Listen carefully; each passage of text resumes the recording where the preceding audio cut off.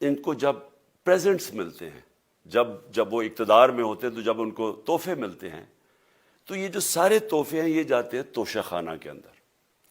ایک پورا ریکارڈ ادھر قائم کیا جاتا ہے. اس توشہ خانہ سے ایک قانون کے تحت آپ فیصلہ کر سکتے ہیں کہ میں ایک آدھی قیمت، ہمارے دور میں آدھی قیمت ہم دے کے ہم وہ خرید سکتے ہیں وہاں سے. سارا ریکارڈ اس کا ہے پڑا ہوا ہے توشہ خانہ میں. تو یہ جو کیس اس نے کیا ہے، یہ جو کیس کے اوپر فیصلہ دیا ہے، میں آپ ساری قوم کے سامنے اب یہ کہنا چاہتا ہوں کہ جب بھی، اور انشاءاللہ ہم اب جا رہے ہیں عدالت میں آج سب کے سامنے کہنا چاہتا ہوں کہ یہ عدالت کے اندر کیس جائے گا اور اس میں ایک چیز غیر قانونی نہیں نکلے گی، کیونکہ سارا ریکارڈ اویلیبل ہے. اور جنہوں نے قانون توڑا ہے، توشہ خانہ کا قانون کس نے توڑا ہے؟ آصف زرداری نے اور نواز شریف نے. کیسے توڑا ہے؟ انہوں نے 4 مہنگی گاڑیاں اس توشہ خانہ سے نکالی ہیں. قانون یہ کہتا ہے کہ آپ گاڑیاں نہیں نکال سکتے، مجھے بھی ملی تھی. تو ان کے کیس تو سنے نہیں، ان کے 10 سال سے کیس پڑے ہوئے جو انہوں نے یہ گاڑیاں غیر قانونی طور پہ نکالی تھی. اور وہ جو کہ سارے میرے وکیل نے آج قوم کے سامنے بتایا کہ سارا ریکارڈ اویلیبل ہے، اس کے اوپر اس نے یہ فیصلہ کیا. تو پہلے تو ہم جائیں گے انشاءاللہ عدالت میں. لیکن میں اس الیکشن کمشنر کے اوپر اپنی قوم کے سامنے اس کا ذرا اصلیت رکھنا چاہتا ہوں. یہ وہ آدمی ہے جو پچھلے 2.5 سال سے ہمارے خلاف فیصلے دے رہا ہے. 8 یا 9 دفعہ اس نے ہمارے خلاف فیصلہ دیا. ہم عدالت میں گئے اور عدالت نے اس کے فیصلے اوور ٹرن کر کے ہمارے حق میں فیصلے دیے، کیونکہ اس کے جو فیصلے تھے وہ غیر جانبدار نہیں تھے. ہم ای وی ایم مشینز کے اوپر کوشش کرتے رہے کہ اس ملک میں صاف اور شفاف الیکشن ہو. 2 سال کوشش کرتے رہے. اس الیکشن کمیشن نے پیپلز پارٹی اور نون لیگ کے ساتھ مل کے وہ نہیں ہونے دیا. ہم نے عدالت میں گئے کہ جو سینٹ کے اندر پیسہ چلتا ہے، سینٹ کے الیکشنز کے اندر، کہ وہ ووٹ ویریفائبل ہونی چاہیے، یعنی لوگوں کو پتا ہونا چاہیے کہ آپ کے ایم پی کدھر ووٹ ڈال رہے ہیں. ہم سپریم کورٹ میں گئے، سپریم کورٹ میں اجازت دے دی کہ ووٹ ویریفائبل ہونی چاہیے. اس نے روک دی. اس کے بعد یوسف رضا گیلانی کا بیٹا پیسے دیتے ہوئے پکڑا گیا ووٹ خریدتے ہوئے. اس نے کوئی ایکشن نہیں لیا. یہ اس نے جب ہمارا یہ ابھی جو آڈیو لیکس ہوئی ہے، اس کے اندر کیا چیز آئی ہے سامنے؟ آڈیو لیکس میں یہ سامنے آئی کہ نون لیگ کے ساتھ بیٹھ کے یہ فیصلے کر رہا تھا کہ کون سے حلقے ہمارے کمزور ہیں اور کدھر پی ڈی ایم کی ووٹ جو تھی ہمارے حلقوں سے دگنی تھی. اس نے ان کے ساتھ بیٹھ کے فیصلے کیے.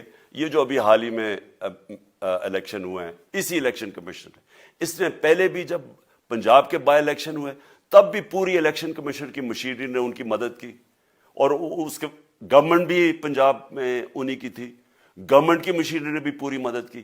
اس کے باوجود دونوں دفعہ یہ الیکشن ہار گئے. اور الیکشن اس لیے ہارے کہ پاکستان کی قوم ان کو ریجیکٹ کر بیٹھی ہے. اور اللہ کا شکر ادا کرتا ہوں ہمارے ساتھ کھڑی ہے. جب ہماری گورنمنٹ گئی تب سے یہ مافیا کوشش کر رہا ہے کہ تحریک انصاف کو ختم کرنے کی. پہلے تو انہوں نے گورنمنٹ گرائی بیرونی سازش، پھر انہوں نے کروڑ روپیہ خرچ کیا، 20 یا 25 کروڑ روپے کی ووٹیں خریدی، لوگوں کو لوٹا بنایا، ہماری گورنمنٹ گرائی.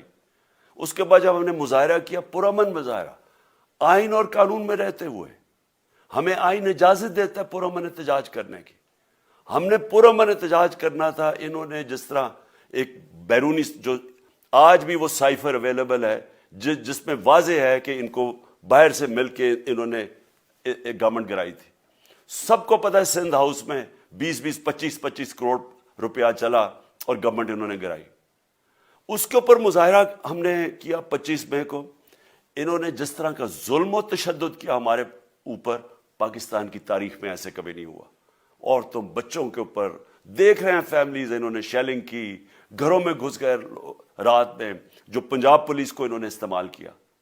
اور انہوں نے سمجھا کہ پارٹی کراش ہو جائے گی، پھر بھی نہیں ہوئی. پنجاب کے بائی الیکشن ہار گئے. پھر انہوں نے میرے اوپر کیسز کرنے شروع کر دیے. کبھی عدالت میں ایک کیس ہوتا ہے، کوئی 24 ایف آئی آر ہے میرے اوپر، دہشت گردی کا میرے پہ کیس کر دیا. کیا کیس تھا؟ ساری دنیا میں رپورٹ ہوا وہ کیس کیا ہے کہ عمران خان کہہ رہا ہے کہ ریمانڈ پہ بھیجنے کے لیے ایک جس کے اوپر تشدد ہوا ہے، کسٹوڈیل ٹارچر ہوئی ہے شہباز گل کو، کہ ہم قانونی کارروائی کریں گے، اس کے اوپر دہشت گردی کا کیس کر دیا.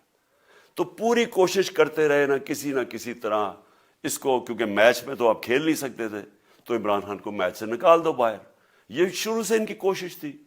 پتہ ان کو چل گیا کہ عوام آ گئی ہے کھڑی ہو ہمارے ساتھ. بڑے میں جلسے ہوئے ہیں، کبھی اتنے بڑے جلسے ہوئے ہی نہیں پاکستان میں. اور پھر یہ ابھی جو الیکشن ہوا ہے اس کے اندر پوری پلاننگ کرتے ایک کینڈیڈیٹ کھڑا کر کے پھر بھی ہار گئے. تو یہ مجھے پہلے ہی پتا تھا کہ انہوں نے اس کا رزلٹ کیا آنا ہے. میری ساری پارٹی کو پتا ہے، میں نے ان کو واٹس ایپ کیا، اپنے سارے لوگوں کو بتایا. مجھے کل رات میں نے سب کو بتا دیا کہ اس نے ڈسکوالیفائی کرنا ہے، کیونکہ یہ اس سازش کا حصہ ہے، یہ مافیا کا حصہ ہے. اور مافیا کیا کوشش کر رہی ہے، یہ ذرا ساری قوم سن لو. جو پاکستان کی سب سے بڑی پارٹی ہے، جو فیڈرل پارٹی ہے، باقی پارٹیز تو اب صوبائی پارٹیز رہ گئی ہیں، چھوٹی سکڑ کے ہو گئی ہیں فیملی پارٹیز. جو سارے ملک کے اندر ایک فیڈرل پارٹی ہے، اس کو ختم کرنے کی کوشش کر رہے ہیں. اور یہ میں پھر سے اس ملک کی تکلیف دے جو ہمارا تاریخ کا حصہ تھا، جب ایسٹ پاکستان ہمارے سے علیحدہ ہوا، کیا ہوا تھا؟ جو پارٹی کو سب سے بڑا مینڈیٹ ملا، اسی پارٹی کو ختم کرنے کی کوشش کی. ملک کا جو ہوا وہ تاریخ کا حصہ ہے. یہ پھر کوشش کر رہے ہیں کہ ایک پارٹی جو ساری فیڈریشن کو اکٹھا رکھ سکتی ہے، اسی پارٹی کو ختم کرنے کی کوشش کر رہے ہیں کہ جناب عمران خان کو کسی طرح ڈسکوالیفائی کرے اور پھر الیکشن ہو. اور پھر مجھے اور نواز شریف کو ایک ہی طرح دکھایا جا رہا ہے کہ اچھا جی عمران خان بھی ڈسکوالیفائی ہو گیا تو نواز شریف بھی ہو گیا. نواز شریف اس ملک کا بڑا مجرم ہے. 30 سال سے چوری کر رہا ہے اس ملک کا پیسہ باہر. بڑے بڑے محلات ہیں اس کے اور اس کے بچوں کے باہر. ایک رسید نہیں دکھا سکتا کہ پیسہ کدھر سے آیا. میں نے کرکٹ کھیلتا تھا تو میں نے ایک فلیٹ خریدا. میں تو پبلک آفس ہولڈر بھی نہیں تھا. 34-35 سال پہلے میں نے فلیٹ خریدا جب کرکٹ کھیلتا تھا. اس کے باوجود میں نے 8 مہینے عدالت کے اندر ایک رسید بتائی کہ مجھے کدھر سے انکم آئی، کدھر سے آمدنی آئی. اور باہر سے حلال کے پیسے کی جو میں نے جو خریدا فلیٹ، اس کو جب بیچا، بینک کے تھرو پاکستان میں پیسہ لے کے آیا، اپنے ملک میں پیسہ لے کے آیا. اس کی بھی منی ٹریل تھی. عدالت نے مجھے صادق اور امین کہا. اور مجھے مقابلہ اس آدمی سے کر رہے ہیں جو اربوں روپے کی پراپرٹیز لے کے بیٹھا ہوا ہے. کبھی کوئی جھوٹ بولتا ہے کہ جی مجھے قطری کھاد کے جی قطری نے پیسے دے دیے. کبھی وہ کہتا ہے یہ ہیں وہ ذرائع، وہ فیل ہو جاتے ہیں. وہ بیٹی کہتی ہے میرے لندن تو چھوڑو پاکستان میں کوئی پراپرٹی نہیں، اور پھر پراپرٹی نکلا. یعنی جو بتا ہی نہیں سکتے کہ اس ملک سے باہر اربوں روپے کی پراپرٹیز ہیں، اور اس کو اور میرے ساتھ کر رہے ہیں کہ جی اب دونوں ڈسکوالیفائی ہو گئے. اور جو سب سے شرمناک چیز کیا ہے کہ جس آدمی کی ساری پراپرٹی سب پاکستان سب ڈکلیئرڈ اپنے نام پہ، اس کو ڈسکوالیفائی کر رہے ہیں، اور یعنی میچ سے باہر رکھنے کی کوشش کر رہے ہیں. اور کن کو اس ملک میں بچایا جا رہا ہے؟ اس ملک کے بڑے بڑے مجرم جن کے اوپر اربوں روپے کے کیسز ہیں. وہ آ کے پہلے تو ان کو سازش کے تحت ملک پہ بٹھایا جاتا ہے، پھر وہ قانون اسمبلی میں بیٹھ کے نیب کا قانون چینج کرتے ہیں اور 1100 ارب روپے اپنا معاف کروا لیتے ہیں. قوم جب نیچے پسی ہوئی ہے آج مہنگائی میں، بے روزگاری میں، 6 مہینے میں انہوں نے ملک کدھر سے کدھر پہنچا دیا ہے. آج دنیا کہہ رہی ہے کہ پاکستان قرضے نہیں اپنے واپس کر سکتا. ہمارے بانڈز کریش کر گئے ہیں، ہماری انڈسٹری نیچے جا رہی ہے، ہمارا فورن جو پاکستان میں ڈالرز آنے تھے، ایکسپورٹس بھی نیچے جا رہی ہیں، ریمیٹنس بھی نیچے جا رہی ہے، ملک کی دولت کم ہو رہی ہے، گروتھ ریٹ نیچے چلی گئی ہے، کسان علیحدہ سڑکوں پہ نکلے ہوئے ہیں، ٹیکسٹائل انڈسٹری وہ 20% بند ہو گئی ہے. 6 مہینے میں وہ پاکستان کو یہاں لے کے آئے ہیں اور اپنے صرف پیسے بچا رہے ہیں، صرف آ کے اپنی چوری بچا رہے ہیں. اور جو آدمی 26 سال سے سٹرگل کر رہا ہے اس ملک میں، قانون کی بالادستی ہو، انصاف ہو، احتساب ہو، اس کے اوپر کیسز کر رہے ہیں اس طرح کے، صرف اور صرف میرا منہ بند کرنے کے لیے. میں آج اپنی ساری قوم کے سامنے یہ آپ سب کے سامنے یہ وعدہ کرتا ہوں کہ میری جتنی بھی زندگی ہے وہ ان چوروں کا مقابلہ کرنے کے لیے. میں اس کو سیاست نہیں سمجھتا, میں اس کو جہاد سمجھتا ہوں. یہ جو مافیا بیٹھا ہوا ہے جس کا یہ حصہ ہے یہ الیکشن کمشنر, میں جب تک زندہ ہوں میں ان کا مقابلہ کروں گا. میں اپنے سارے آج جو پروٹیسٹرز بیٹھے ہیں, میں آپ سب کو آج پہلے تو شکریہ ادا کرتا ہوں. اب میں کہتا ہوں کہ اب آپ پروٹیسٹ ختم کر دیں. آج آپ پروٹیسٹ اب ختم کر دیں, کیونکہ لوگ اس وقت مشکل میں ہیں اور میں نہیں چاہتا کہ میری قوم مشکل میں ہو. لیکن آپ سب تیاری کریں. میں نے کہا تھا مہینے کے اینڈ میں لانگ مارچ کروں گا, اور میں پوری طرح انشاءاللہ اس ملک کی تاریخ کی یہ سب سے بڑا پروٹیسٹ ہوگا. اور یہ صرف لانگ مارچ پہ ختم نہیں ہوگا, یہ میری حقیقی آزادی کی تحریک چلتی رہے گی جب تک اس ملک کے اندر قانون کی بالادستی قائم نہیں ہوگی. اس طرح کے چور, اس طرح کے ڈاکو, اس طرح کے مافیا, اس طرح کا یہ کرپٹ الیکشن کمشنر جب تک یہ بیٹھے ہیں میری یہ تحریک چلے گی. اور میں اپنی ساری قوم کو آج کہہ رہا ہوں کہ یہ ملک ایک فیصلہ کن موڑ پہ ہے.